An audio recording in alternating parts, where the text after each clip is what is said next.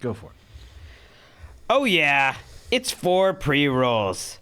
Late night edition. Starting with Freshly. Having one less thing on your plate never tasted so good. Take advantage of Freshly's end of summer sale, Anthony. Score a special deal. Freshly. $125 off your first 5 orders at freshly.com/JRVP when you order today. That's freshly.com/JRVP. Freshly.com/JRVP for $125 off your first 5 orders. Athletic Greens has got everyone involved in the JRVP podcast drinking them daily. You can get a free 1-year supply of immune-supporting vitamin D and 5 free travel packs with your first purchase. Visit athleticgreens.com/JRVP for a free 1-year supply of that vitamin D and 5 free travel packs with your first purchase. But most importantly, you get the Athletic Greens. That's athleticgreens.com/JRVP. Black Buffalo. I'm really tickling Anthony's fancy here. Is everything you love about dipping, Black Buffalo, but without the actual tobacco leaf or stem. They even have nicotine-free options called Zero. Head to blackbuffalo.com. Use the promo code JRVP at checkout for 25% off your first order. That's the best offer you will find. blackbuffalo.com. Code JRVP for 25% off your first order. And finally, just want to give a shout out to Policy Genius. Life insurance gives you a peace of mind. Your loved ones deserve a financial safety net. You deserve a smarter way to find and buy it. Head to policygenius.com or click the link in the description of our podcast to get your free life insurance quotes. See how much you could save. That's at policygenius.com. Like I said, a special late night edition of JRVP. We got a drag queen doing Jeselnik jokes. We got dog poop in some mom's mouth. We got peeing on your ex-wife's grave. All coming up on episode 179 of the Jeselnik and Rosenthal Vanity Project. JRVP. Junior Vice President. Never limit yourself. You can be a mom and pursue your dreams simultaneously.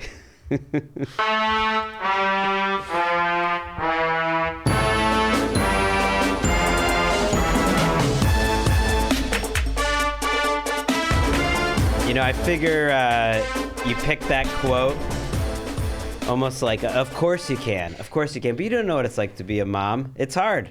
It's hard to pursue your dreams. So I'm glad someone's supporting them. Who said that? Being a mom's not hard at all. I looked up mom inspirational quotes today to get my quote. And then I saw, as I typed in, like Googled in mom inspirational quotes, it auto-corrected to momtrepreneur. Quotes, and I was like, what is a momtrepreneur? But I put it together. And you can be a mom and pursue your dreams, because your dreams cannot be raising a kid. I mean, that could be part of it. Nope. Momtrepreneur is a terrible name. It's the worst combination of words since the Petstaurant, which is a business I pass by on my way home from work quite often. It's called the Petstaurant. That's a bad one. I was like, it sounds like they're cooking your pets for you. That's where you go to eat someone's pets. I like my laugh every time I pass. It's a chain in LA. I don't know if it's national, called Sparadise. But it's just a terrible. That's bad. Sparadise is just bad. Speaking of moms, you're wearing this cardigan. I could kind of see like a mom wearing. I'm a cardigan boy now. I like cardigans. I'm a cardigan boy. Yeah. I'm a cardigan boy. It's surprising, but I've always wanted to wear more cardigans in my life. I haven't really done it yet. I do have one that I kind of break out around Christmas, and then at some point, Emick was like, "You only wear that like around Christmas, and that's like the most grandfatherly thing you can do." Well, I was a big hoodie guy for a long time, and I was like, I feel too old to be wearing hoodies all the time, and wearing a cardigan it's like a hoodie for an adult. You know, and I get like cool hoodies. I get cool cardigans. I don't get like grandpa cardigans. I get like Rockstar. A lot of my cardigans have holes in them. I mean, we'll let the YouTube viewers, be the judge of Rockstar cardigan. Well, now you're making me feel like I have to stop wearing hoodies or something. You can wear them like when you work out. And it just can't be your go-to all the time. Throw in some adult clothes in there. I do. I throw some in. There's a lot of this. I mean, I have to do a podcast like this on YouTube like 3 or 4 times a week. So it's a very in-between dress. You know what I mean? It's like I don't need to be wearing a button-down shirt and a suit or something. No. So what do you wear on a thing like that? For the most part, I wear a T-shirt with a jacket over it. That's cool. But I wear hoodies. when I sometimes do. I don't perform in a cardigan, but when I get home from the show and I'm back in my hotel, I change out of my clothes and I put on a cardigan. That's What a about, Mr. Rogers cardigan. What about It's cozy. expensive hoodies? Like cool hoodies. Like You're 43 years old. design. Yeah. You're 43 years old. If I Yeah. see you wearing a hoodie, you may as well be wearing one of those like caps with the propeller on it. That's what I see. I had a badass hoodie last week, a nice, Naomi. Osaka If it's just one. like if it's a sweatshirt hoodie, it's little kid shit. If you get like a knit hoodie, it's actually like a sweater with like a zipper on I it. don't That's know. okay. Grow up, bro. Grow up. Be a cardigan boy like me. The way you say cardigan boy just feels wrong. It's surprising, but in a good way. That shows your maturity level. If Yeah. you were more mature, you wouldn't have to be told to be a cardigan boy. I do have to admit, I think there was a period where you were just wearing black T-shirts all the time, and I was like, oh, that's a good idea. This is I still have a lot of black T-shirts. I mean, that was 15 years ago, and I'm still kind of doing that. Yeah. I'm trying It's time to move branch on. out. So I mentioned earlier the late night pre-rolls. This is the latest Jeselnik and Rosenthal Vanity project. JRVP. Junior Vice President. Aaron, I'm going to put a stop to this right now. Too Damn much. it. All right. I don't know why. I like it. It's not bad. We I think asked for it. You asked for it. Yes, but people in general liked the old way. There was Yeah, I a did guy, too. one guy who complained, but people liked Aaron doing it the way he was doing it before. Aaron, I'm going to give you my blessing to go back to the normal way, even though we all like this. Okay. Aaron, we showed up tonight for the late night JRVP. Aaron is not happy about it, but he's like, I'll do it once. And he's wearing a mask. He tested for COVID. He's negative, but he still has a little bit of a cold, so he did it for us. Oh, Which is very nice. Makes me feel even worse. So yeah, we're getting in here. It's about 9 p.m. right now because I was at a kids event on the Santa Monica Pier. They rent out the pier for the whole school. It's like my kid's favorite night of the year. Happened to be on Tuesday night. And because of scheduling issues with all of us, we couldn't move it to Monday or earlier Tuesday or Wednesday. And so this was what we came up with. And I appreciate it because you guys are helping me feel like not such a bad father.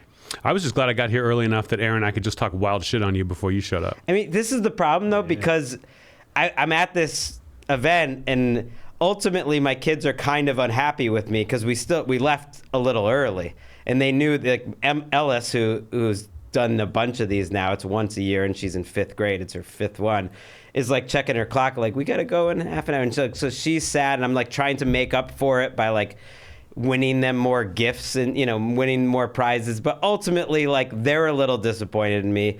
You guys are a little disappointed in me. I'm trying to serve everyone here, and no one's happy with me. It's a little bit of a window into my life. It's just crazy. Everyone should be working around my schedule, Yeah. and we're not. We're working around yours In this on an case- almost weekly basis. I mean, I'm the one with children. That's true. We've had some bad luck lately with the things just popping up on Tuesdays. But if I couldn't go to this and we couldn't be flexible, it would be hard. I don't know if I could do the podcast if it was inflexible. You know what I Don't mean? threaten me. I just like that you could go to this event. I feel bad you had to leave this kid's event early because that's the only place that you can look cool in your hoodie. I actually was wearing just a T-shirt there. I was wearing my All Things Comedy T-shirt. That's all I was wearing there because it's quite warm out. It's it's mid-October and it was mid-70s out at the beach. I gotta say, I feel weird knocking the hoodie as not being a grown-up thing. When I wore nothing but hoodies, that was the nicest thing I had for quite some time. But now I feel weird wearing a hoodie. I feel like, and trust me, I have hoodies that I work out in, but to wear to an event. Who works out in a hoodie? You're not working out hard enough. What? I'm Do you just think saying. the hoodie helps you? I'm The saying hoodie makes these weights lighter? there's no working out that I do that you wouldn't be hot if you're wearing a hoodie. Why not just wear a shirt, a T-shirt, Because you want to an sweat. athletic shirt? Because you want to sweat and it's a pump cover. I would sweat So when because I actually actively work. I don't need to put on hoodies. I'm not like a football team that's we're going to train and work it in the heat. Let's wear a bunch of hoodies in 90-degree weather. Is that the idea? You think Rocky Balboa didn't know how to work out? That's why he wore sweatsuits? I mean, they've updated how you work out now. Yeah, he's a little. They updated it? yeah. When? It's outdated. Oh, wow. Back running up the hill. You don't need to do that. Running up that hill. All right. Enough of this nonsense. Why? Because we've been talking about hoodies and cardigans for quite some time. We could talk about, the event at the pier. No, let's hear. What do you want to talk about? I'm just going to get through my week and this is going to be a shorter podcast, everyone. Listen to me. It's going to be short. Enjoy it. We're not long for this world tonight. I'm sick of it. I've had a great week. I was in Irvine last weekend for another 6 sold out shows. And when I booked this tour, I was like, let me do the clubs that are near me. And I picked all the 4 clubs that are closest to me I can headline: Irvine, Brea, Oxnard, and Ontario. And I was like, but having them all together like this in the 7-week period is driving me crazy. It used to be a nice break. You're only 2 weeks in, and this is the first of the ones near you. The other one was San Jose, right? Yeah, but if I go to the city, it's like a pain in the ass to fly there. Like you got to leave a day early, come back a day later than if you're driving. But it's so much easier once you get there. You're just in the city existing just to do the shows. So there's no stress until like an hour before the show. But going to Irvine, I've got to leave like 3 or 4 hours before the shows. And I hated that. And I drove myself. In the past, I would get a car service to take me to and from the club. But this time I was like, you know what, fuck it, I'll just go myself. I'm not drinking, it'll be easy. And I hated it. Not the drive back, but the drive there. Well, this a car weekend, service. That's what I'm doing. This weekend I'm in Oxnard. In Irvine, I got a hotel the last night. And then just like hung out and then did the Sunday show, and drove back. But in Oxnard, I'm just going back and forth, just with a car service. It'll be much easier. But the shows have been great. I'm enjoying myself, and the tour, it seems like it's flying by. It's only 2 weeks in, but it's been very easy. And I wonder how much of that is just not drinking, that it's easier to get through. But I'm enjoying myself. And in a couple weeks, actually, a little over a week, I will be announcing tour dates for 2023. Ooh. I've already got January through May booked. Probably take the summer off and then go back out in the fall, but I will be announcing those dates. And if anyone who was bummed out that I'm just on the West Coast for this 7-week jaunt, fret not. Most of the tour dates in early 2023 are East Coast and Midwest. So you're really doing it. Now you're getting back out the road. You are becoming a touring comedian once again. Yeah, I've got enough material that I can go out and tour. I'm building towards the hour, and then once I have the hour, I'll go to theaters. But I'm enjoying clubs. You're gonna have less tolerance, I feel like, for the Jeselnik and Rosenthal Vanity project. JRVP, Junior Vice President. See, that was good. I like that. I think you're just gonna become more. What's the word for it? Just uncompromising. Like if we had this event at the pier and it was happening in like February during the middle of your tour, you're like, F them kids. I'm always like the FM kids, but in a different context. I just think that I think that because I'm on the road, I'm doing my act, every night. And there's some things I do that are a little different, each time that are different from me anyway. Like I'll take questions during the check drop now. And like, if you've never been to a comedy club, toward the end of the headliner set, they bring your check for everything you've had that night, and you've got to fill out the, pay before you leave. So for like the last a couple minutes toward the end, no one's paying attention to anything I'm saying. So then I'm like, okay, I've learned this. Now I just take questions for a few minutes, and that's fun and different every show.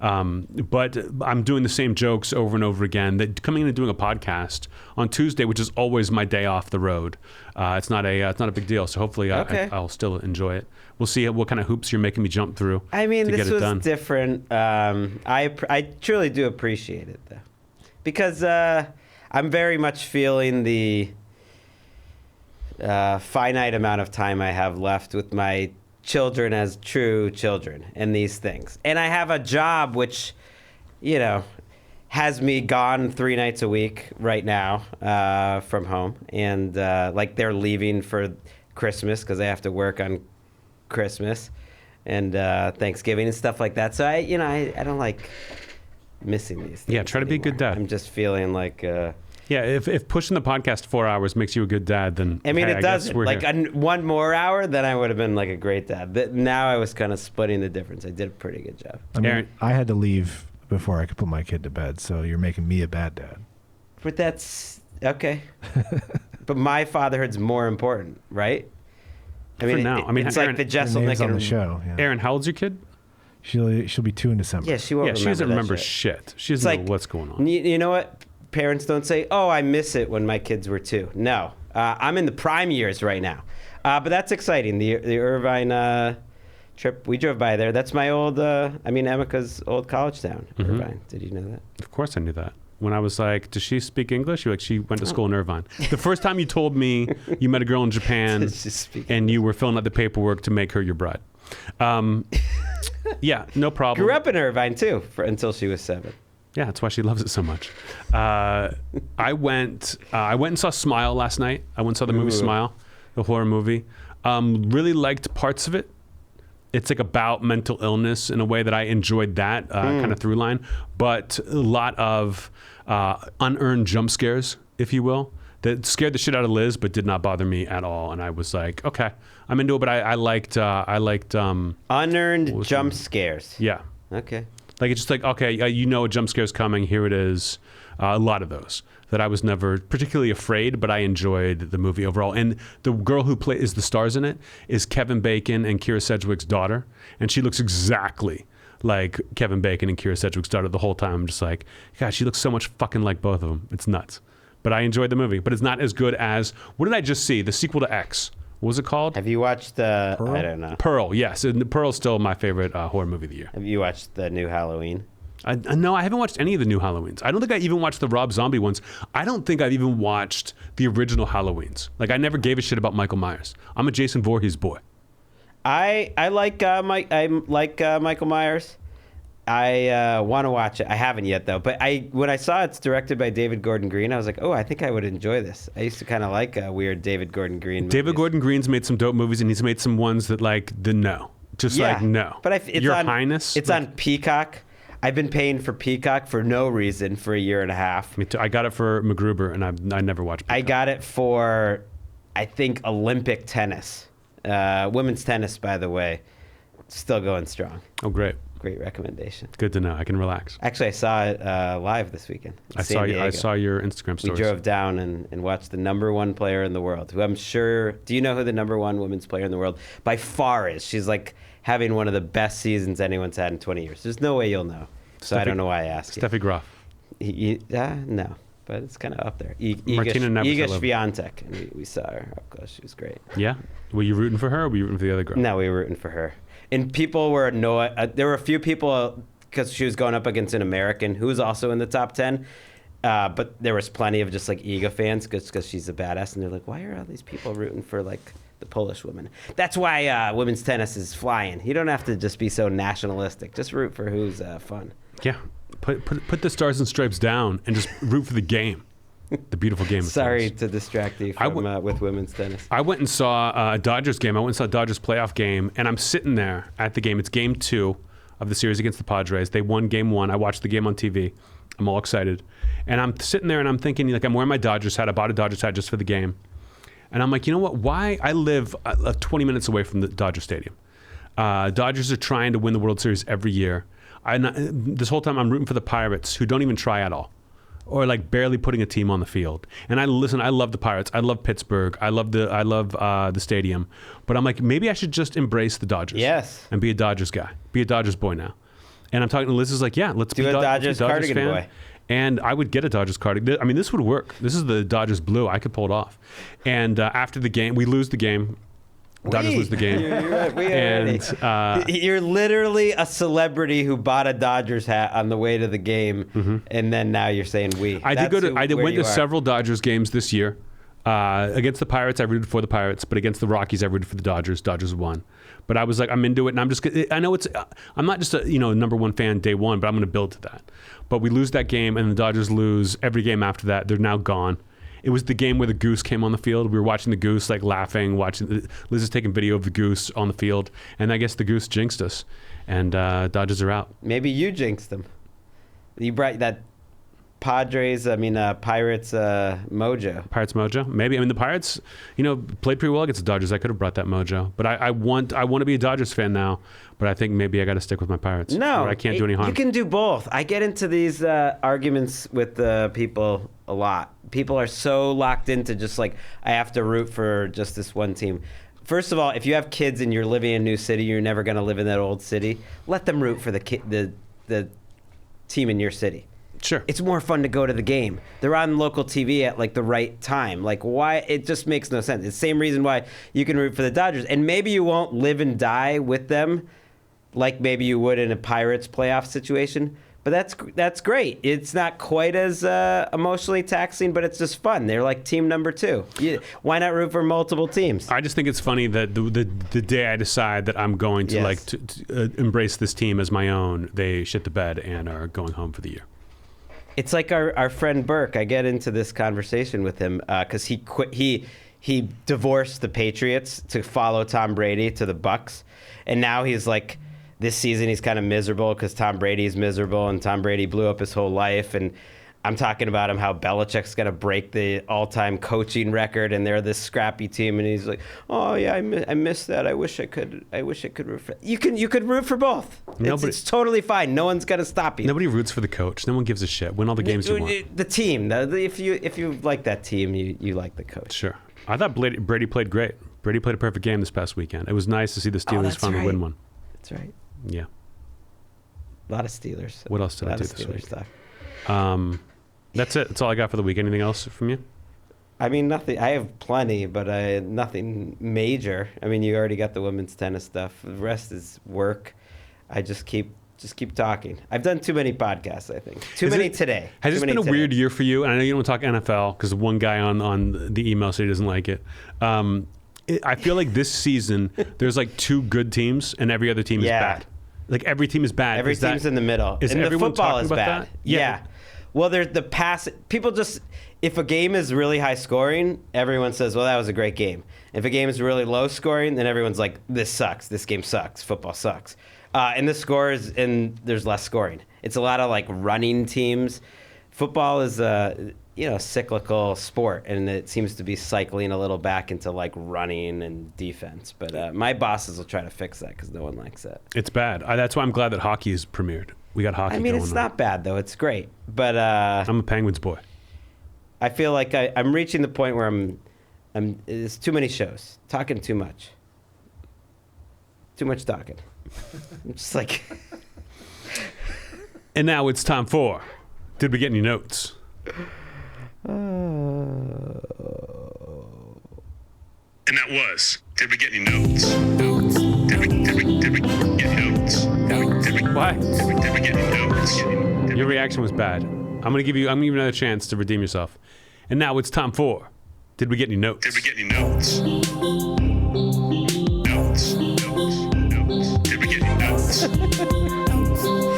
Notes. Did we get any notes? Yes, we did. The country of Australia is jumping on that New Zealand bandwagon and coming after me in a misguided attempt at justice. I know some listeners of the show sent this to me. I've certainly seen it. I got a lot of requests from the Australian media to discuss our story about the girl who got hit by a roller coaster after learning how to walk again, which I stand by is delightful. And I guess when we put out the TikTok of just that clip edited up, and a lot of journalists now, and this isn't like an Australian thing, in America I see like the New York Post will like have a story and their only source is some girl's TikTok. You know, like flight attendant loses 30 pounds in 2 weeks, and you're like, okay, this is so bad. But in Australia they do that too. And I guess it was Sky News or something, broke the story where they just literally recapped the video that I put out on TikTok. And there are a lot of requests of like, do you want to talk about this? And part of me feels like I would have been happy to, because I'm so in the right here. But I thought about Gregg, and I know Gregg wants this to go away. You know, if you Google, because Gregg's name is mentioned many times, the NFL is mentioned a couple times in these articles. You don't even have to mention that. Yeah. The articles are funny because all the pictures are just of me laughing like so hard, like my eyes closed, head back, just howling. And then they would have little jokes that I said, like, I can't wait for an update where after she gets hit by a truck in heaven. Like, they put that in there as if that's not, like, just piling on. And then, so I'm just watching this. My brother's, like, texting me, like, I'm still getting multiple things a day. And you're kind of underplaying how prominent I'm involved in here. It's kind of brought up as, like, a twosome. Yeah. Now, granted, you're the one with all the jokes, but it's basicly, like, these two guys. Yeah, a comedy duo, Anthony Jeselnik, Gregg Rosenthal. My brother like loved it, and I read most of the articles. Nothing was that good, but there was a TikTok that Sky News or whatever in Australia did, where a journalist like introduces the story and then just plays the podcast, and then just is looking at the camera, just shaking her head, and I like see this. I couldn't watch it. I started all these and I didn't read the articles. I just keep seeing them, and I can't read them because it gives me anxiety. You would feel better if you read the comments on the TikTok. I did. Every single one is like, thanks for turning me on to this podcast. Like, it's really funny. My favorite comment was, I like how she shakes her head when Anthony says, if you get hit by a roller coaster, it's your fault, as if that's not a 100% factually correct statement. Like, all the comments were just dunking on this woman and how bad this is and loving us. And I think we have more listeners now on our podcast than we did before. Yeah, shout out to all the listeners who have joined the Jeselnik and Rosenthal Vanity Project. JRVP. Junior Vice President. You know, since Sky News, let them know about us. Like, we love you, we appreciate you, and we're gonna give you as much roller coaster accident content as we can in the next few years. Oh, if it ever happens, trust us, we will give you an alert. So yeah, I enjoyed that very much. I would try to talk about it on stage in Irvine this weekend, and no one gave a fuck. Everyone, it sounds too much like the New Zealand thing. Like, I've been through this before with the country not getting what's going on and just getting mad. It's a little hard to, like, you have to explain the setup of what the story is, which is a little confusing, and then that you said it on the pod. It's just like you got to take a lot of steps to get there. It somehow makes more sense just looking at that Sky News TikTok. But yeah, I have been trying to keep my head down. I have not responded to one of these tweets. I'm just trying to, like, you know. It's been pretty. Trust me, I've gotten blowback off jokes or bits before, especially when it comes to like the promotion of it. Like, I've got this bit on TikTok about my mom being a Holocaust denier, but the joke is 10 years old. It's from Caligula, but it's been on TikTok and people keep finding it. And there's some woman who's just like screaming at me and keeps posting that I'm like causing these hate crimes and stuff because she's like, why would you do this joke in this current atmosphere? And I want to write back and be like, that joke's 10 years old. It was done back then. Like, I didn't come up with anti-Semitism. That's been around. That's your fault, if anything. So, so people just like to get mad and complain. So it's not a big deal. Thank you, Australia. I still love Australia. I can't wait to go back to Australia. And the Australian sense of humor is so antithetical to the way people are treating, the journalists are treating the story. I'm sure they just want the clicks. I can't imagine anyone is outraged that we found this funny. It is very funny. But there are people who were like, my favorite comments were like, oh, I bet if one of your family members got hit by a roller coaster, you wouldn't be laughing. Like, that's not the same thing. And I probably would, like, maybe not at first, but eventually we would laugh about it. You get hit by a roller coaster, you're inviting some laughter. Yeah, there were a decent amount of tweets. I feel like they were harder on us on the tweets. I felt better after seeing that TikTok and the comments and how many people said, oh, wow, thanks for turning me on to these guys. The tweets were just kind of like very classy. Very, very classy. There was just a lot of tweets just like that. I can't think today. Great improv. And that was, did we get any notes? Good day, mates. And that was, did we get any notes? Did we get notes? Did we get any notes? That's new, by the way, and that's from our friend I'm Rye. You can check him out. I just feel like give him a shout out. He's giving us all this free stuff. Ryan McCulloch. He's IMRYMC on Twitter and Instagram. That's just me doing that. He did not ask for that. High praise. I'm just saying. Thank you. And now it's time for a little something we like to call Email Corner. Email corner. Emails are a thing. Email corner. Email. It's email corner.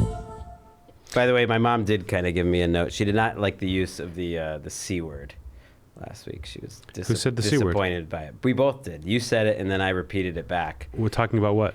I don't remember. And I tried to explain to her, I just apologized, but I also said, in the UK, they really use that much more liberally. Mm-hmm. So, but that had nothing to do with why we said that, so it wasn't really a good response. I don't remember why we said it, but I remember one thing. Debbie taught us that word. But I just wanted to throw that out there because she even included with the text that she was very disappointed, and then she was like, this is a note. I remember when she came down to Tulane to visit us and take us to dinner, and I remember being like, hey, Debbie, what's that T-shirt mean? And she's like, oh, this is my shirt I wear. It says cunt. And I was like, what does it mean? Why? And she was like, I don't know. I just like, it's like a vagina monologues kind of thing where you want to reclaim the word and say it a bunch. Don't say it a bunch. I don't say it a bunch. I say it. I She didn't appreciate it, but ultimately, I think she just expects less of you, so it's not as bad coming from you. I won't say it again on this program. That's for sure. I'll tell you that, Debbie, we're sorry, and we will see you next Tuesday. You can email us at jrvpjuniorvicepresident@gmail.com. Also, go ahead. Give us 5 stars on iTunes. Why not? Our first email is from Jake. This is the last of 3 questions he sent us all at once. All 3 made it into the show. These are the types of just like either or big brain thought questions I think we like rather than just do you like it when someone tells you a joke, Anthony? Jake's asked, would you rather be topless or wear really short shorts for the rest of your life? Again, no explanation and no option to move to the beach, which is funny. I already live at the beach, so pretty much. Just saying. No option to move at the beach is funny because that doesn't really change the answer. Yeah, that doesn't like make it better. I'm gonna say short shorts. Oh, of course. Yeah, super short shorts. Because if it was shirt off all the time, like I feel like that you would just feel bad. You would feel like you should have a mullet, like you should have a cigarette behind your ear, and you're making people feel even more uncomfortable than you would with really short shorts. Let me ask you this. Can you go into a 7-Eleven with really short shorts on? Yes. Yeah. Can you go in without a shirt on? Can't do it. No. That's the answer. I mean, short imagine shorts. like I have to visit, the in-laws in Japan. I'm just walking around with a shirt off. You can't go to nice restaurants.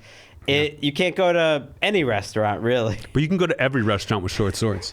You don't need a reservation. It's true. They would limit you there, too. But you could at least go to, like, Tacos Por Favor or something. Like, you could go to a pickup burrito place in short shorts. You can't go consistently without a shirt. You could probably go, like, once, but if you're, like, the repeat topless guy, they're going to get annoyed with you. Aaron. Yeah. Ask me who wears short shorts. Hey, Anthony, who wears short shorts? We wear short shorts. Next question. Nathan asked, he's about to serve on jury duty for the first time, and he was wondering if either of us have served on a jury. If we did, how was it for you? Are there any types of cases you think you'd enjoy or dread doing? Like, would you prefer a serious criminal case or maybe a frivolous civil case between ridiculous people? I got to think. I was on jury duty once, but I did not get picked to serve in a jury. Like, I was there all day long. And at the very end of the day, they called in half of us into like a jury pool, and the other half got to go home. I was in the go home part. And then I've called in, you call in like every day to see if you got to come in tomorrow, and not been chosen at all. And then a lot of the times I just throw it away. I get the thing in the mail and I toss it. Whoa. Because they can't, like, you can't keep doing that indefinitely, but you can do it a couple of times. If I got shit you going always on, come up with these definite rules that like someone told you, but you remembered it slightly off, like at a party, and then you're just like, oh yeah, someone told me that. You can throw it away a couple times. You don't but sign after for that, it. You don't sign for it, so they don't know you. They could have been lost in the mail. They can't like arrest you if you keep doing it forever. Yeah, they can get you. But I've thrown it away a couple times. What about your civic duty? Don't you feel? I think I'd be a bad juror. I think if it's a criminal case, and it's something kind of funny. Like, imagine some horribly That's not dark an shit about excuse, someone though. getting stabbed in It's an not an alley, excuse. and I'm cracking up. I think I would never see the jury. But They you're would be asking representing a questions. certain segment of the population that is underrepresented. What, complete and total assholes Yeah, who don't yeah. value human life? Yeah, ones that find things funny, that throw the jury duty thing in the trash. Those people need representation. Let me on these tell you juries. something. Let me tell everyone who's listening, let me tell everyone in Australia this. If you see me on a jury, you're guilty. Civil suit, criminal suit, doesn't matter. You're guilty. You don't want to see me on that jury. I'm an executioner. I'm a judge. I'm not a juror. Is this the speech you would make when they like, juror number 11, like, where are you from or how old are you? And you just stand up and say that. But they're like, hey, are there any reasons you shouldn't serve on this jury? That's when I stand up and I go, Your Honor, would you trust a juror in shorts this short? No, you would not. I was on a jury. I feel like we've been doing this show so long, it might have been during JRVP, and I have already talked about it. But I don't think so. It was a dog biting case. It was a civil suit. It was extremely annoying. It was a waste of everyone's time. It took 3 or 4 days. I would get stoned. I'm not proud of this, but I would get stoned in the parking lot. I shouldn't say this because, like, it wasn't that long ago. Before I went in at like 8:45 in the morning or whatever. That helped. I would recommend that. In fact, yeah, it made it way better. I mean, because it's really boring. But yeah, at but you least still got to you just got to what are you fantasizing about women's tennis while you're in there? Like, you Yes. still got to listen to the same shit. no, it helped me just think about other things all day. Yeah. What ended up happening? Guilty, not guilty? What was it? We found we found out it was a countersuit, and we threw it out like within 5 seconds. I was so worried after all this, because you can't discuss the case like as it's going, that like, oh my God, is this going to be a whole thing? And like we all got into the room and we were all just like, fuck that guy. It took like 5 seconds. It was the most frivolous bullshit ever, because it was this guy whose dog bit this woman at a party, was totally in the wrong, and then he was like countersuing her for, I don't know, being an asshole and suing him. It made no sense, and he just was wasting all of our time. And he didn't even deny it. Like, his dog just bit the hell out of this woman. It made no sense. I still can't really remember what it like. I was like, I can't believe this is even allowed to happen, because it was a good window into the court system, because someone, this asshole, could just waste everyone's time. This lawyers are getting paid, the other people are spending all the money, I'm missing work, we're all missing work, and it was just for like nothing. He never had a chance, and it was for no reason. I don't know how it even got that far. But How do you think the case would have gone if you hadn't been stoned?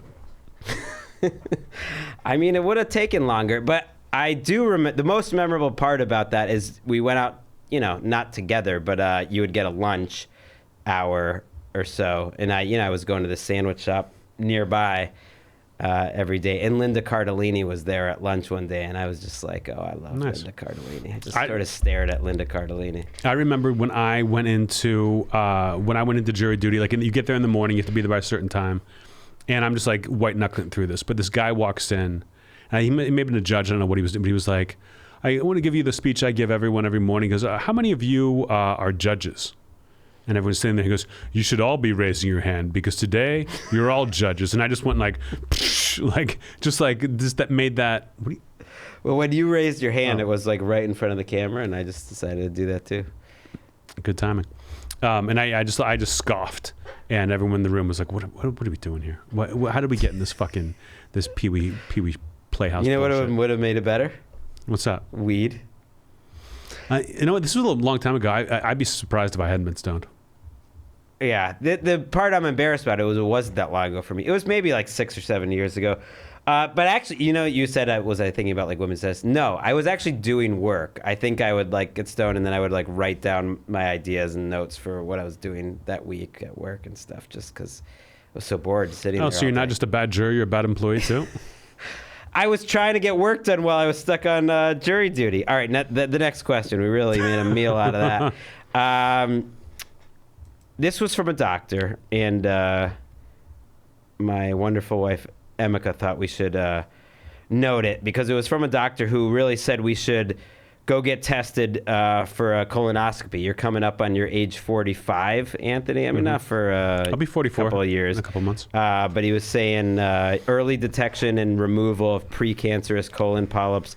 It's really good to do that. He also recommended taking the pills to prep called Sutab, not the gross stuff. And you probably don't know what the gross stuff is. I do. He asked if we've ever had a colonoscopy, and if we had any tips if we did.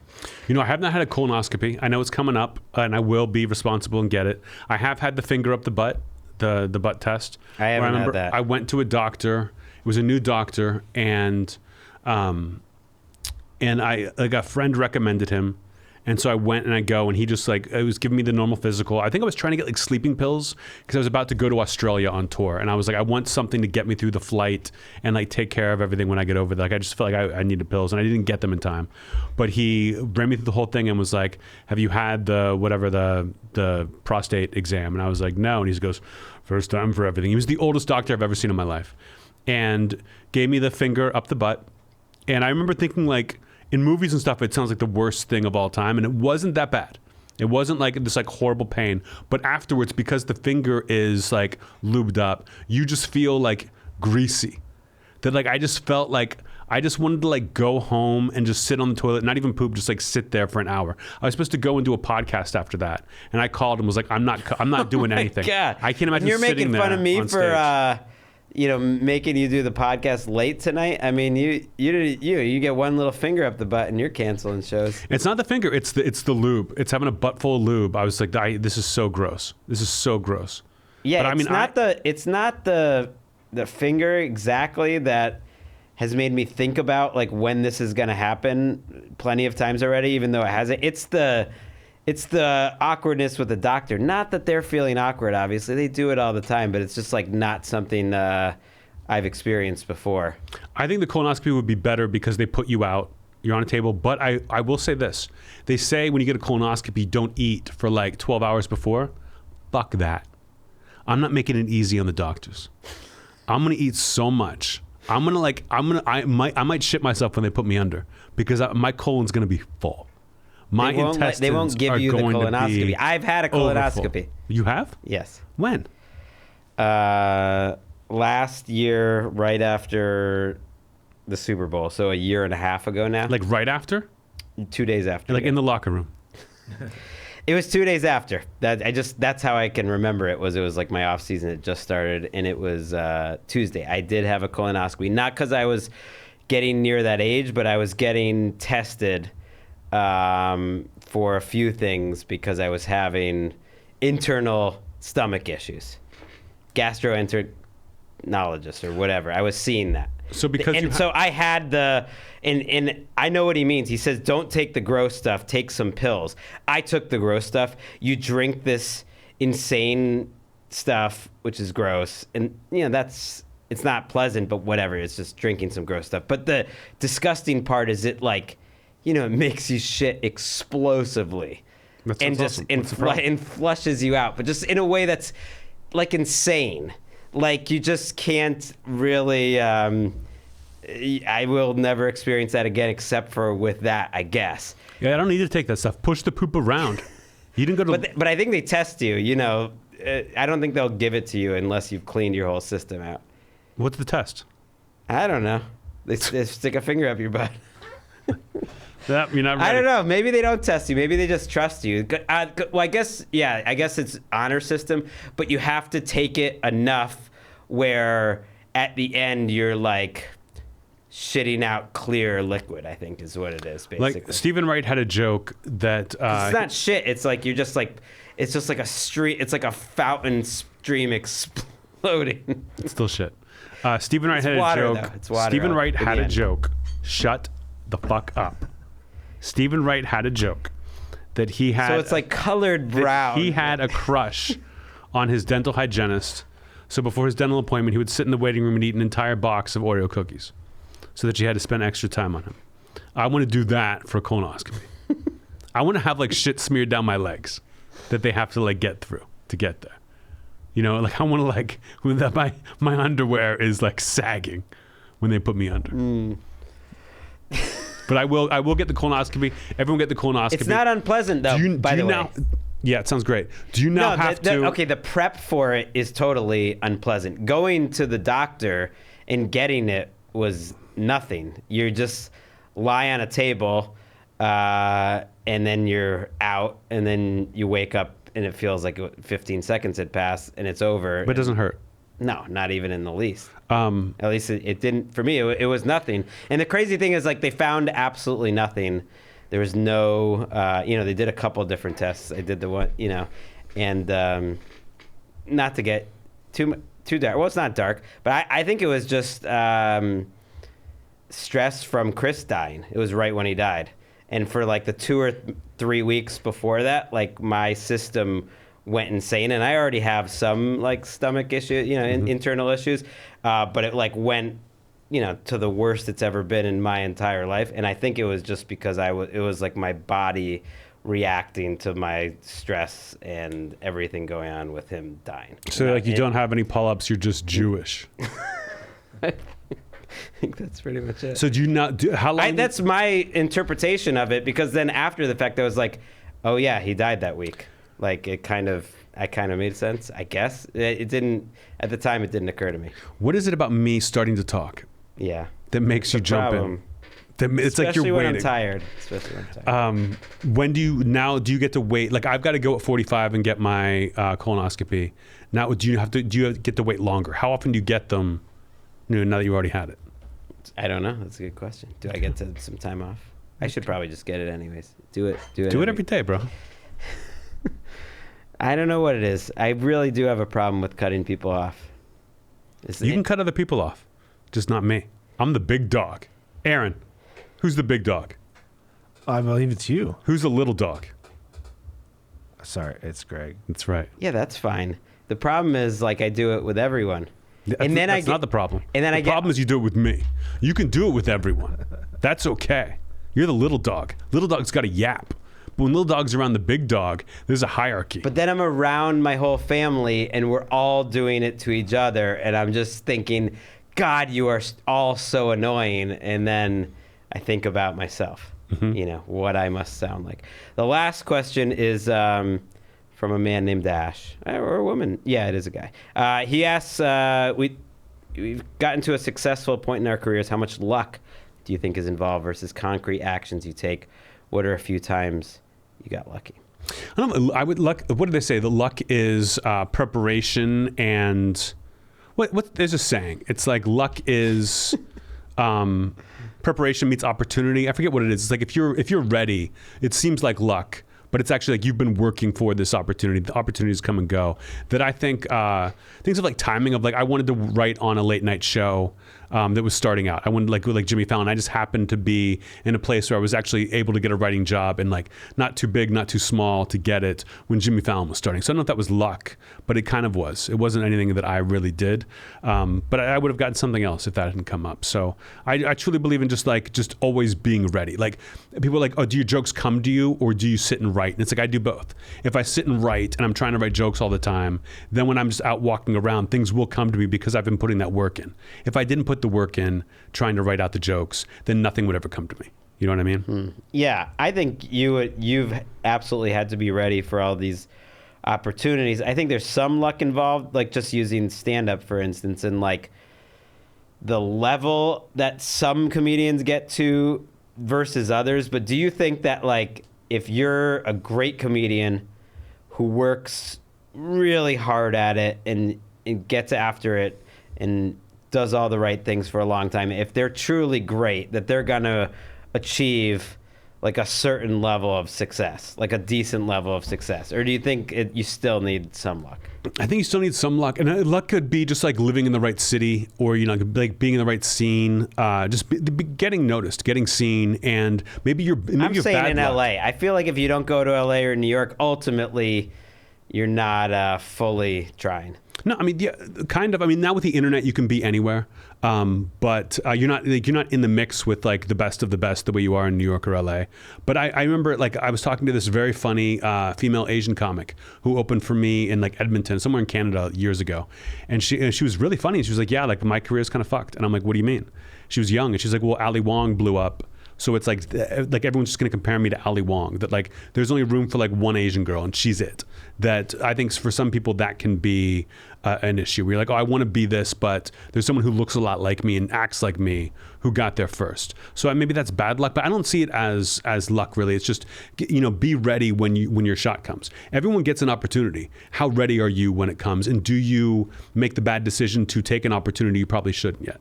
Especially in the beginning. Yeah, that's a great point. A lot of people who take jobs, whether it's for money or not, just like thinking it's going to get them ahead and then get stuck in like a little less creative. Stand-up is a pretty unique industry, though, like a meritocracy. I feel like and there's still plenty of luck involved, ton of luck and connections and all that stuff too. That's not really luck, but just like privilege. But I feel like in most industries, there's so much luck. Like I look around and in the sports TV and podcasts and a variety, like I just think about how so many people around you are, a lot of it's based on luck, because there's mediocre people that do really well in every field, and there's talented people that do really well in every field, but the mediocre people that end up doing well in every field, like luck is a huge part of it. You have to be ready though in most things to take advantage. Like I got an email to get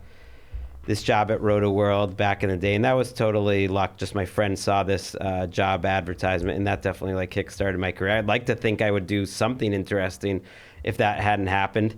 And I was smart enough to like get that job once I had a bad interview, and then I came home from the interview and knew it was a bad interview, and then sent them this huge like 6-page plan of what I would do if I got the job, like after the fact, and that's what got me the job, because they told me the interview was bad. I was right. So like that wasn't luck exactly, but a lot of it's luck. I feel like a lot of it's luck. Our timing, like getting into fantasy sports or podcasts at a certain time, like timing can definitely be lucky. There's fortunate timing when you look back, but like for me, luck is like when I worked on Fallon, they come into my office like 2 weeks in, they're like, how much time did you need to do stand up on the show? And I was like, I'd love a couple days, like a week maybe. And they're like, could you do it tonight?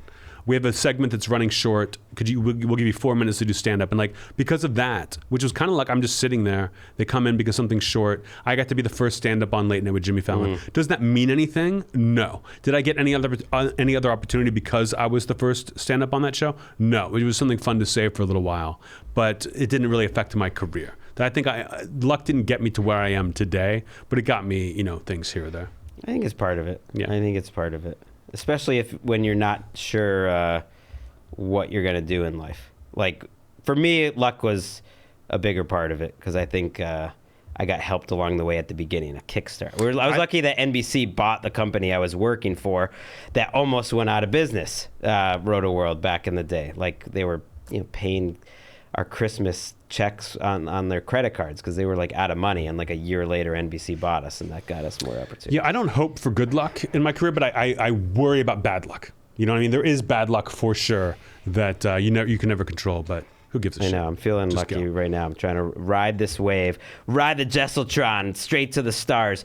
Jeselnik is so popular in the drag queen community that drag queens are doing your act as part of their act, and a listener was just like at a show in New York and taped it on his phone and sent it to us, and I thought you would like to see it, and we can listen to it on the podcast, and we can you can watch it if you're watching on YouTube.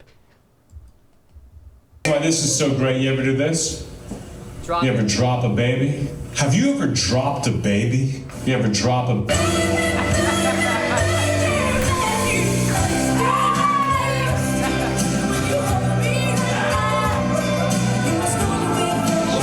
She dropped the baby.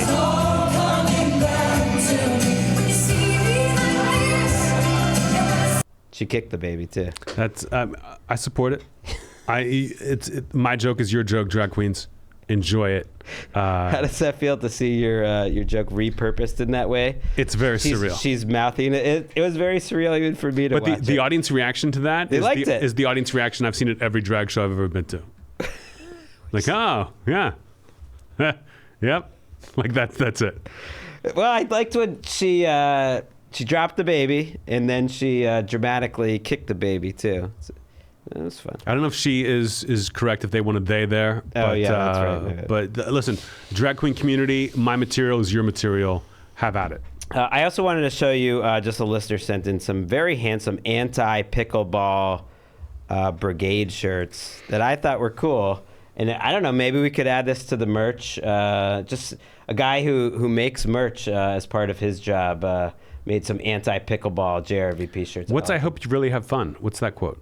I had to think about it too, but that was what the angry pickleball woman said to me and Walker because we were like using the court that she wanted to use to play pickleball. Not bad. I hope you really have fun. It looks great. Yeah. So Great job. keep sending those emails in to JRVP, Junior Vice President, at gmail.com. And that was Email Corner.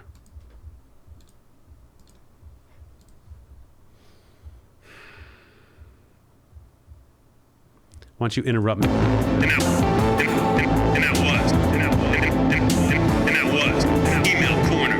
Diamonds around the world unite. Diamonds around the world unite. And now it's time for Ad copy. Policy Genius helps you take care of the ones that you love. You deserve a smarter way to find and buy life insurance. I love Policy Genius. I've wanted to get life insurance for a long time. The last time I talked about Policy Genius, I said, I'm going to go to Policy Genius. I'm going to compare the quotes that are on there, and I'm going to get life insurance. And I've gotten life insurance for my family, and I feel better about it. Sometimes your workplace may not offer enough protection for your family's needs. You're going to die. If you're listening to this podcast right now, you are going to die. And I'm not going to bail out your family when you die. You need to take care of your own family. It's like I said, I've been thinking a lot about my mortality. It's the time is moving on. And Policy Genius, it really does make me feel better. It's just one of those things that you just, okay, I did something good for someone else, which is having a life insurance policy in this case, in case something terrible happened. Policy Genius is built to modernize the life insurance industry. Their technology makes it easy to compare life insurance quotes from top companies. It is very easy to use, just a few clicks to find the lowest price. You can find life insurance policies that start at just $17 per month for $500,000 worth of coverage. They have licensed agents who can help you with different options, no added fees. Personal info is all private. Like I said, they're not incentivized. They don't really recommend one over another. You can just see what the different options are. It's very easy to use. Your loved ones deserve a financial safety net. You deserve a smarter way to find and buy it. Head You to couldn't help your family in life. policygenius.com. You couldn't help your family in life, but you can help them in death. Let them be glad you're dead for 2 reasons. You interrupted me during the money part, the must be read verbatim part. Read it again, bro. Head to policygenius.com or click the link in the description to get your free life insurance quotes. See how much you could save. That's policygenius.com. Our friends at Freshly are back. They're the ones. Die screaming, motherfucker. Die screaming, Policy Genius. Freshly delivers fresh, not frozen. Guys, I'm going to need you to eat the Freshly. I'm going to need you to go to freshly.com and get the Freshly. Get a bunch of it. Put it in your fridge. Take out one at a time. Heat it up and eat it up. It's that good. Freshly.com/JRVP is where you want to go. You get $125 off your first 5 orders. You can use a fork. You can use your hands for all I give a fuck, but you better put it in your body. Put it in your mouth? Great. Put it somewhere else? Just as good. I don't care if you got Freshly coming out your ears. As long as you take it from the tray and put it in your body, we're cool. But it's good. Freshly. Yeah. It tastes good.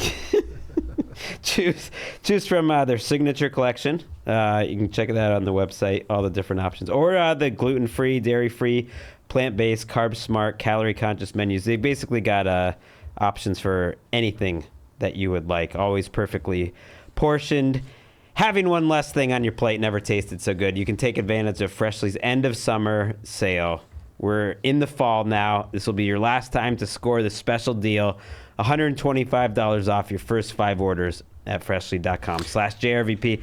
When you order today, that's freshly.com/JRVP. Freshly.com/JRVP for $125 off your first 5 orders. I'm going to need you to get a bunch of Freshly, stick it in your fridge, eat it.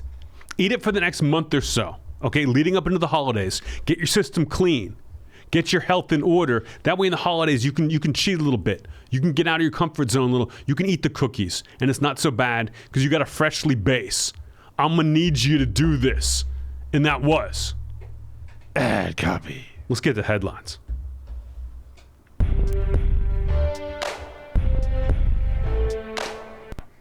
All right, I'm sad to report that it's another week where a vital subculture was absolutely rocked by scandal. The Irish dancing community was rocked when they learned that some of their most successful teachers and judges of their dancing competitions were helping to fix competitions for their own students' benefits. Teachers asked their students for money, they believe, in exchange for favors. And in the case of at least one judge, traded sexual favors for higher dancing scores. They didn't have to do the oral. They could have won without the oral. What's that a reference to? Anyone? I think you should leave.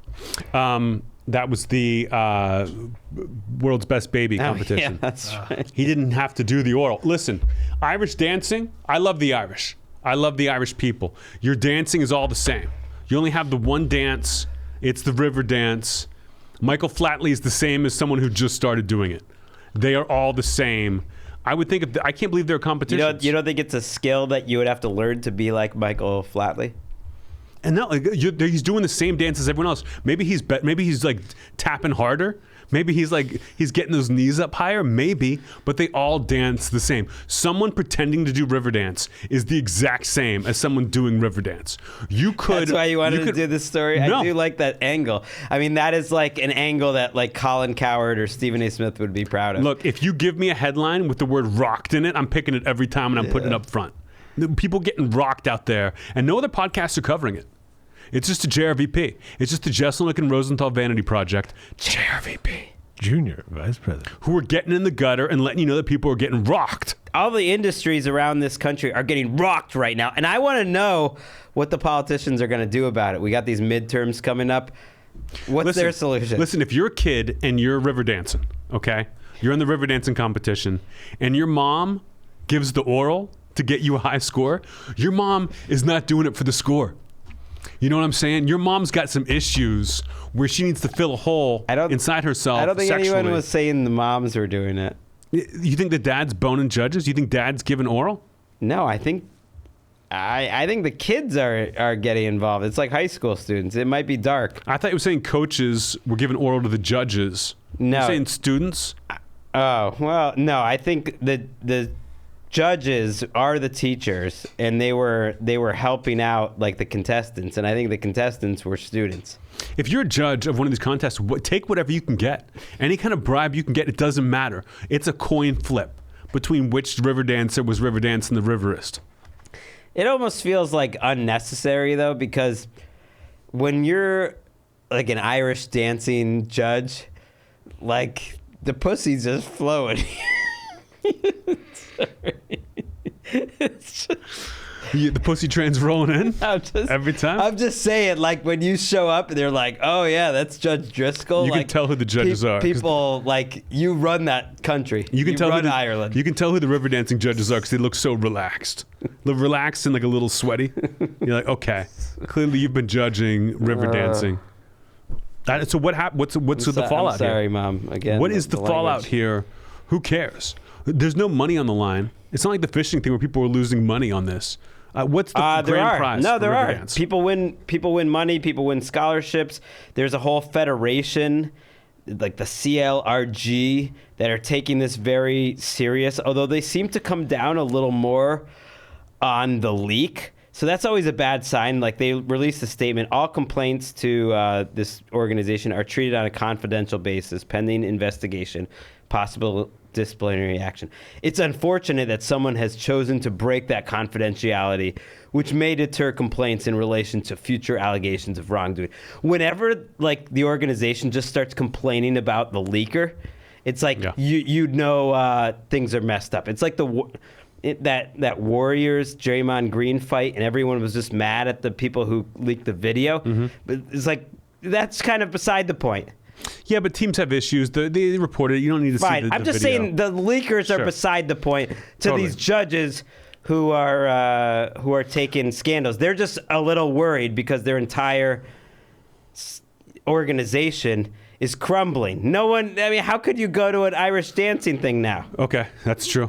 It's going to kind of spoil it for you when you're at the Irish dancing thing. Aaron, if Gregg and I were both Irish dancers, we're both river dancing, we're in direct competition. It's me versus Gregg. Which one of us do you think fucks his way to the top?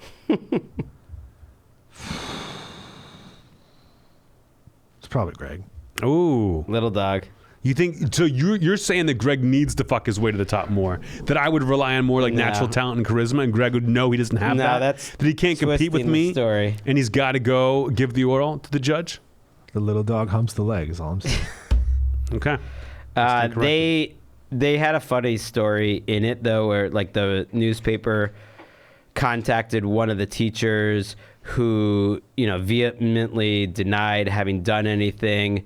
And then they just sent the teacher back like a bunch of text messages that they had of the teacher trading favors to the student, and they just never heard from the teacher again. I like that when you deny super hard and someone hits you with some evidence and then you just go dark. Yeah, I didn't do it. Here's the proof you did it. No further questions. It's river dancing. Fuck as much as you want. That's my take.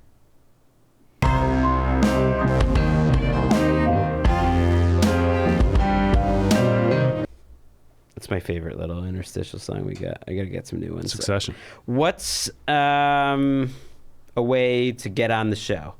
It's to make Anthony and I think about like our past. And Shirley Manson was once part of our past. We went to a Garbage show. She's a singer at Garbage at Tulane after recovering from a long weekend of partying.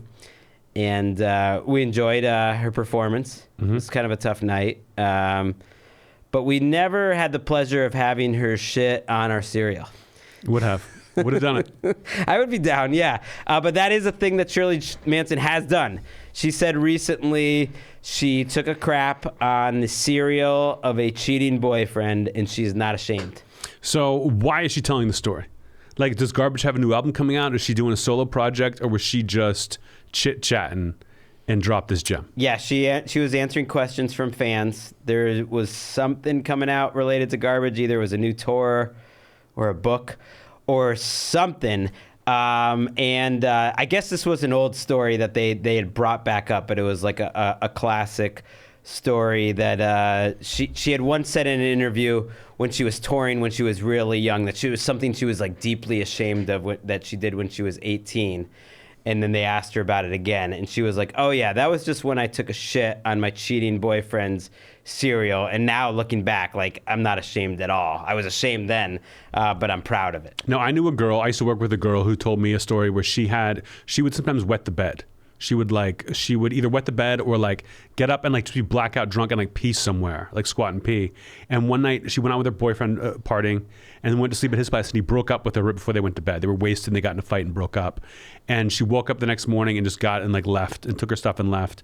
And he called her and said that she had in the middle of the night gotten up and opened up all his drawers of where all his clothes were and then squatted in each one and pissed in them. And she doesn't remember doing it at all. And it's like, I wouldn't have done that out of like spite, but just somehow her subconscious has made her get up and do this. I was like, was it that situation? Or was it like... You say that like that's a common situation. No, I'm saying I heard of this. The narcoleptic I heard of this once. Yeah. And was it a narcoleptic... Was that a gots-to-go situation for the girlfriend at the time? They'd already broken up. Oh, they'd broken up. They'd already broken up. And it was like on her way out the door, she peed one last time. And like thought it was a funny story because it was so out of character for her. But Shirley Manson, is he eating the cereal and you come up and squat over it and do some of the cereal? Or does he ask you to make him some cereal? And are you shitting in the bowl and then pouring the cereal on top and then the milk? Do you cereal, milk, and then shit on top of that? Did he eat any of the poop? Were you trying to get him to eat the poop? Or was it like the display of what you did to his cereal, the revenge? Those are a lot of really great questions. Right? You would be a good journalist. I didn't think about any of that because you're right. Cereal is something that it's not like you prepare it a long time ahead and then like leave it out or put it in the fridge. So you would think he was there. But did she shit in the box of cereal? So when he went to pour himself some cereal... That makes more sense to me. Yeah, that's what I would do. Right. Aaron, is that what you would do?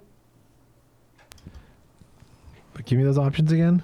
Would you shit in the bowl first, then pour the cereal, then the milk, and then try to pass it off? Would you cereal, milk, and then shit on top? Or do you shit while they're eating the cereal? Or do you shit in the box of cereal? I think you go like way ahead of time. You go in the bowl before you add the ingredients. It's an ingredient. Mm-hmm. Mix it up. Mm-hmm. Well, yeah, I think doing it in the box with the boyfriend not there is crucial. Mm-hmm. I don't think you want to be shitting with him watching. Although, if you're trying to punish him, I mean, that would be Well, he's going to see it coming. unpleasant to watch. He's going to be like, honey, what are you doing? Sorry, is this about me cheating? Sure. on you? It's like, wait, are you thinking of, are you going to, oh, no. It's just like, it'd be a lot. That's great character work. I think if you cheat on your girlfriend, don't ask her to make you anything, much less cereal. You think you're safe with cereal, but you're not. But here's the thing. She was only 18 at the time. It's like youthful indiscretion. For some reason, I imagine she was 23 or 24 or even older than that. But like, oh, you were 18. I mean, you were just a kid. And she said a friend of hers did it, like was so inspired by her that she ended up doing it to her girlfriend when she cheated on him too. So, and he did it almost in honor of Shirley. What's the cutoff for when it's like you're too old to shit in someone's cereal? 26. Okay. All right. So you got like 18 to 25. Yeah. If you're under 18, you shouldn't be in a relationship that serious. Is what you're saying.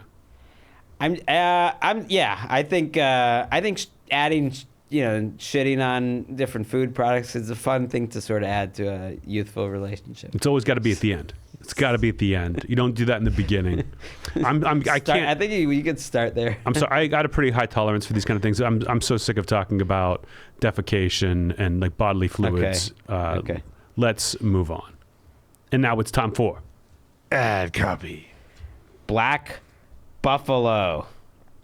It's a pharmaceutical grade nicotine dipping, but without the actual tobacco leaf or stem. So if you're over 21 and you dip or you chew tobacco pouches or long cut, this tobacco alternative Black Buffalo is for you. It's made out of edible green leaves, food grade ingredients, same flavors, texture, aroma, pack, and nicotine as traditional tobacco products.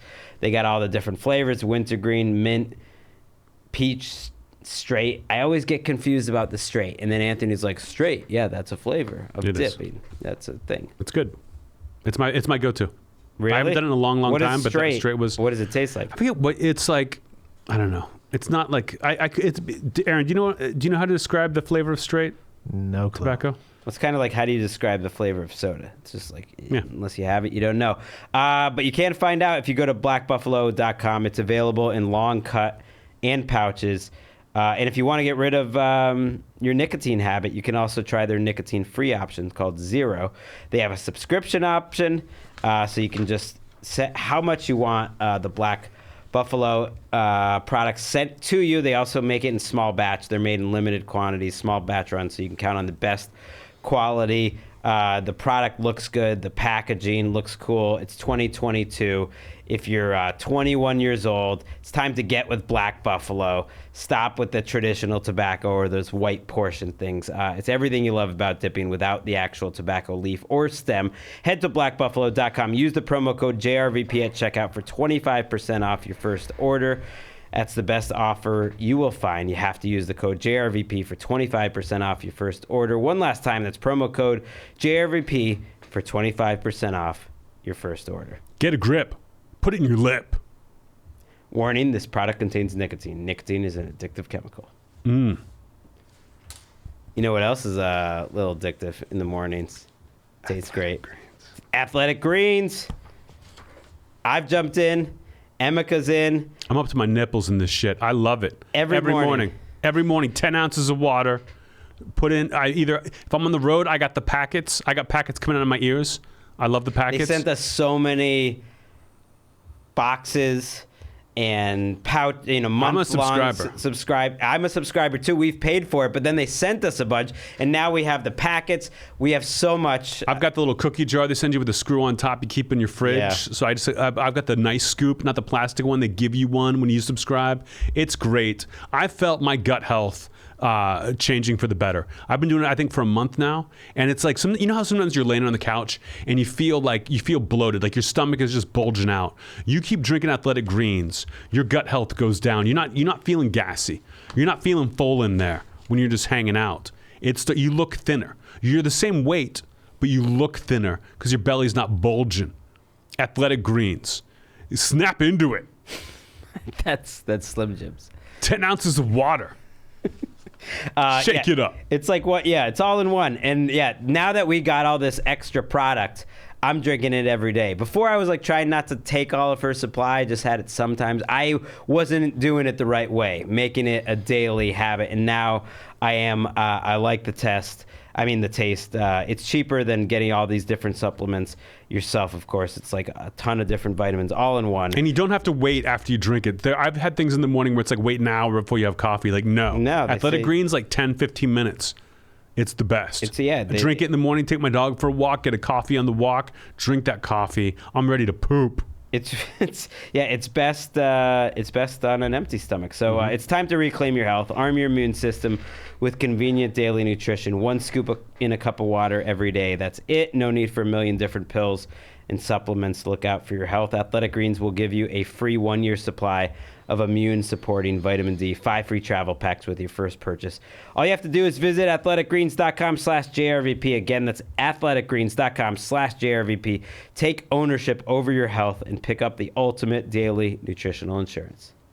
Athletic Greens. And that was... Ad copy. Let's get back to headlines.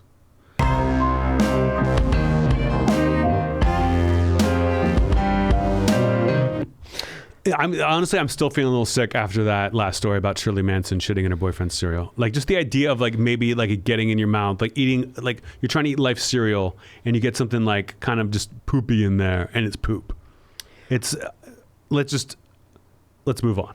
Okay. Our next story is about a woman, Amanda Gomo, 51-year-old mom, who was taking an afternoon nap one day, and she's like one of those mouth open sleepers. Mm-hmm. And Spider Girl. Yeah, while she was sleeping, her chihuahua named Belle became ill and had violent diarrhea straight into her mouth. Okay.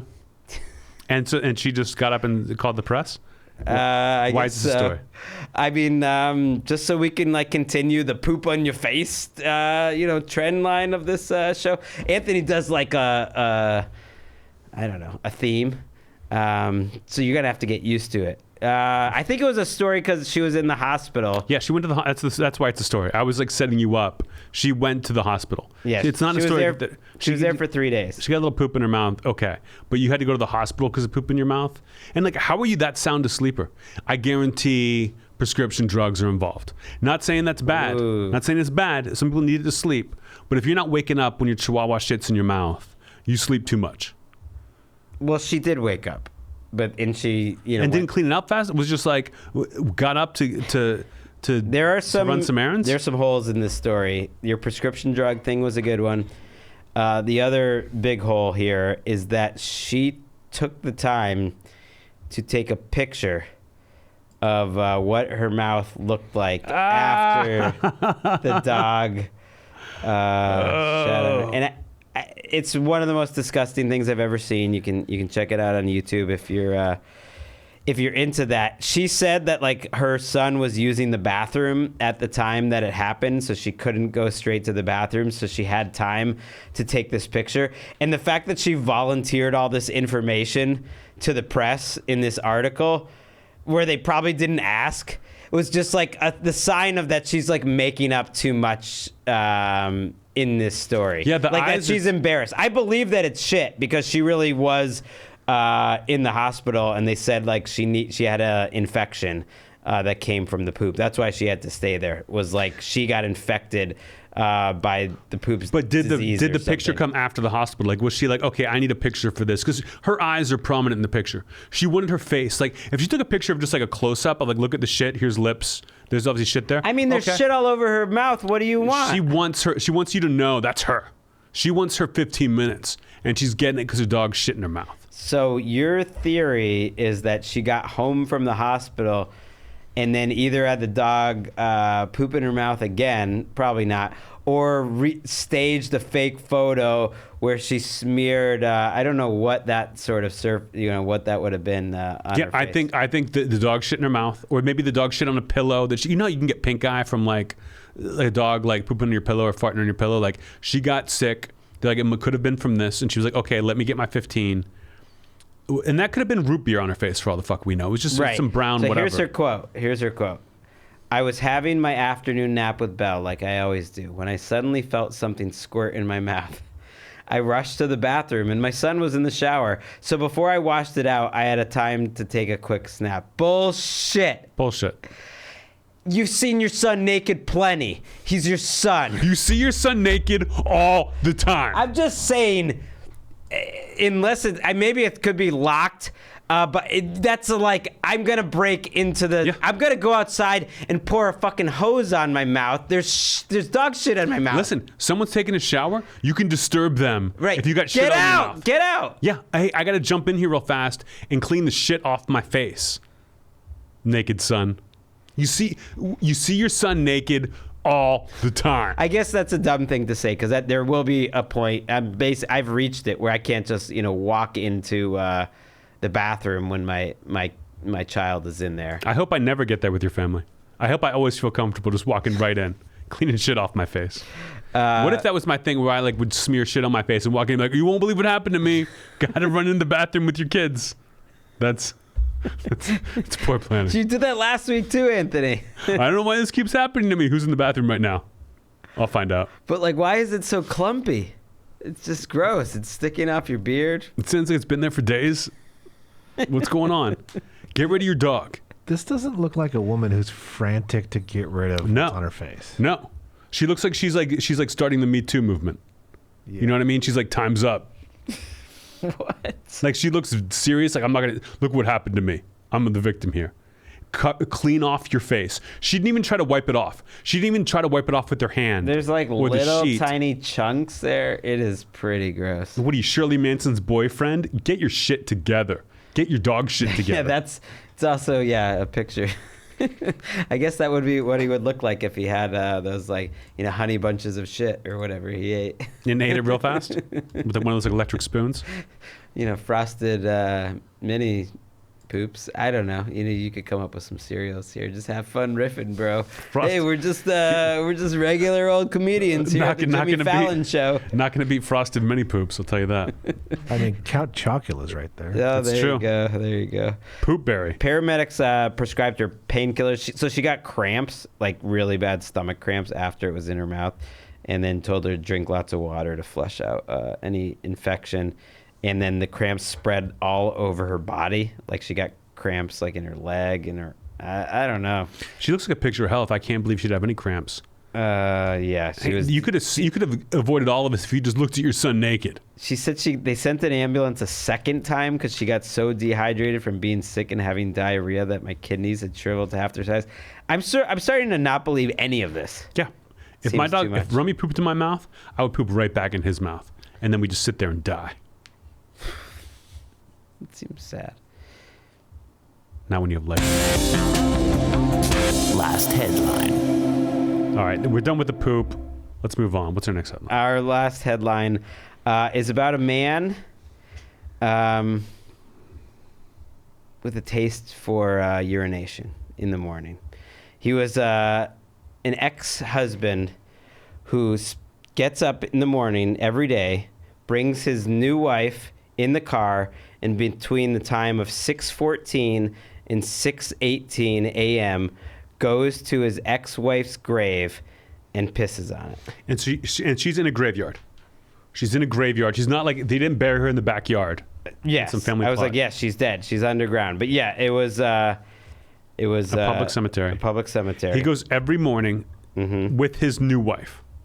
Yeah, that was part of the story that I couldn't believe. The only reason they found out about this was her kids, the deceased mom's kids, who are about our age, started noticing that bags of shit were being left at their mom's gravesite.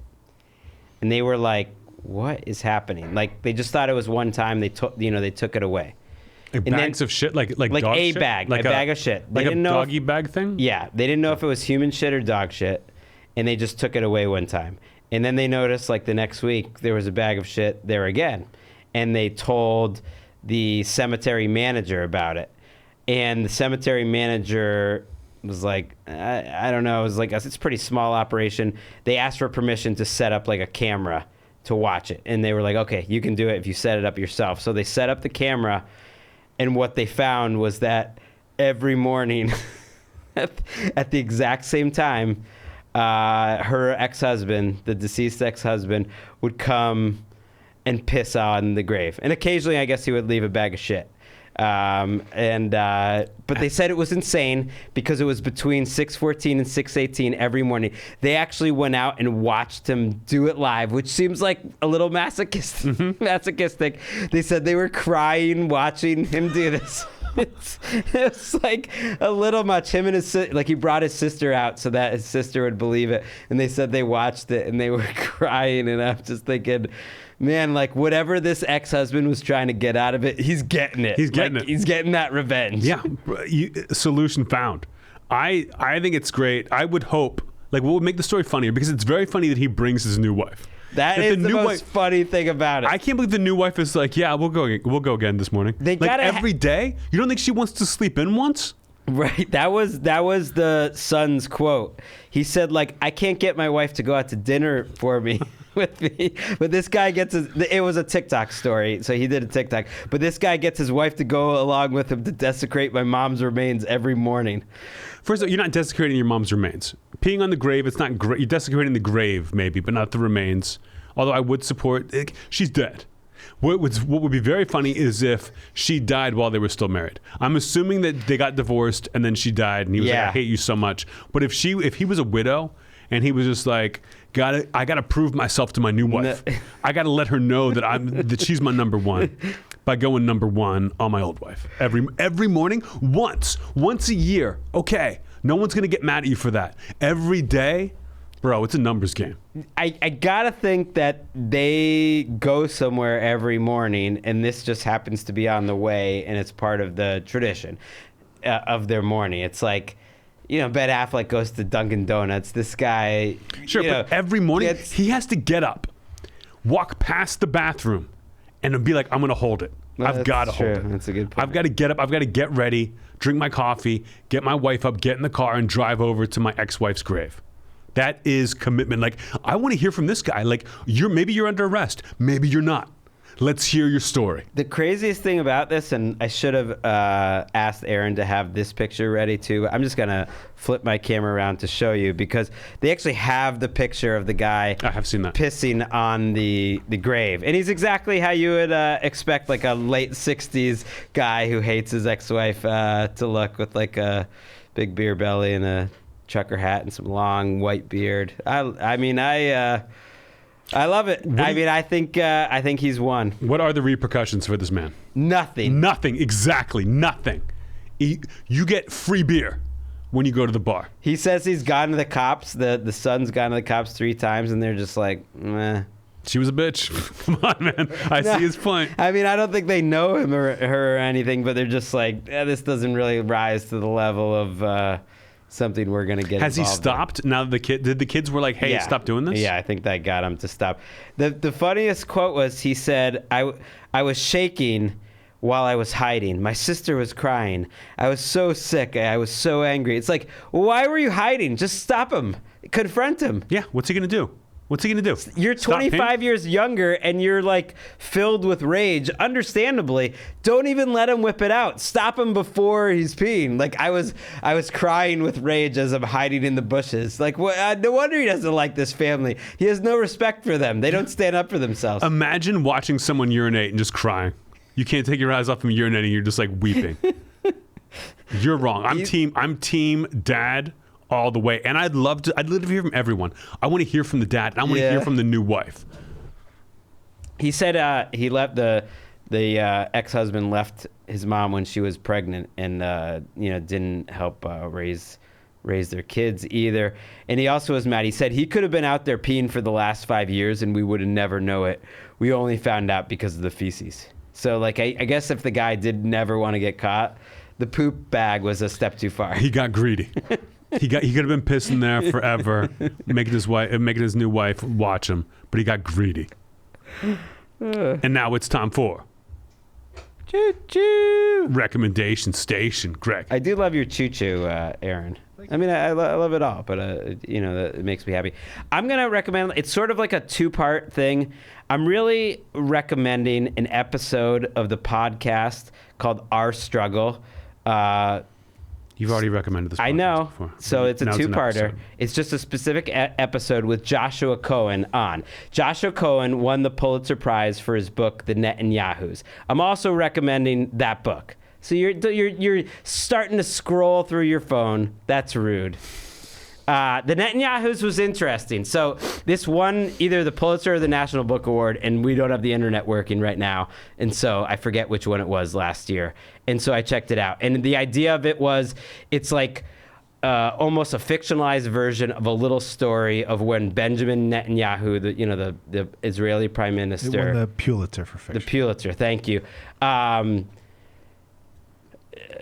Spent some time at an American university trying to like get a job there, and had this like crazy weekend trying to get a job with his crazy family, like back in the 60s or whatever. And this guy, Joshua Cohen, wrote like a Philip Rothian, I would say it's very Philip Rothian book, which is like very funny and very much about like the Jewish American experience and should we care about being Jewish, but like making Netanyahu, who's, a very complicated and divisive, to put it nicely, figure in history, sort of this comic, ridiculous character, and had fun with it. And I enjoyed the book. Like, there's some things I liked about it and some things I didn't. But his appearance on this podcast was incredible because the host like kind of hated the book and took him to task for it. It was like, why are like old Jewish writers still like writing about stuff like this? Like, it's already all been written about. Like, why are you doing this? And he fucking comes at her, and she stands up for herself, and it gets very uncomfortable, and they keep just going, and I kind of loved it. It sort of reminded me of, like, what, I don't know, literary arguments that you used to hear about in the past where people would get super passionate, because she, like, kind of came after him as, like, a mid-20s, late 20s, like, literary person that was just like, kind of fuck this shit. This is old stuff, and he was furious and like went crazy, and it was a great hour of awkward podcasting. Sounds cool. And the book was good too. What's the name of the podcast? The podcast is called Our Struggle. Yeah, search for the Joshua Cohen episode. It was like a year plus ago when the book first came out. It's in paperback now, and yeah, won the Pulitzer. Cool. My recommendation is a book. Gregg's going to love this one. About maybe it was a year ago. I feel like I read it this year. A book Gregg recommended that I loved called The Children's Bible by Lydia Millette. Yeah. She's got a brand new book. Came out just a few days ago, maybe a week ago. I just finished it. It's called Dinosaurs. Dinosaurs by Lydia Millette. Millette, I believe I'm saying that correctly. You're stealing Lydia Millette from me before I even get a chance to read this? She's gone, bro. The big dog. Big Dog wants a book. Big Dog reads a book. Literally gonna go to a bookstore this week and like get that book. You can still read it. Dinosaurs by Lydia Millette. I've heard her described in the press as a environmental writer, which I think definitely talks about global warming and stuff in the 2 books that I've read. But just a great book, great characters. Just loved hanging out with them. And it's about a guy who is like privately wealthy and leaves New York City and walks all the way to Phoenix, where he buys a house and lives in it and becomes friends with the family next door. And it's kind of not adventures, but their life together. But a great book, probably my top 10 of the year. Lydia Millette is a. You said that a lot about a lot of books. I know. But I'm not surprised. I love Lydia Millette. Mm-hmm.